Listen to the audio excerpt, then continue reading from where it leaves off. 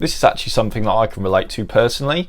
When I was at university about 10 years ago now, which is quite a long time ago, but I grew my beard for the first time then, and as I grew it out I started to notice I had my moustache wasn't connecting to my beard, so about here it would just be smooth skin, it just didn't connect at all, which is very odd. And people did notice, so it didn't make me feel good about it either. But over the years, it's strange, I don't know why, there's no reason why, but all of a sudden it just connected and looks fine now.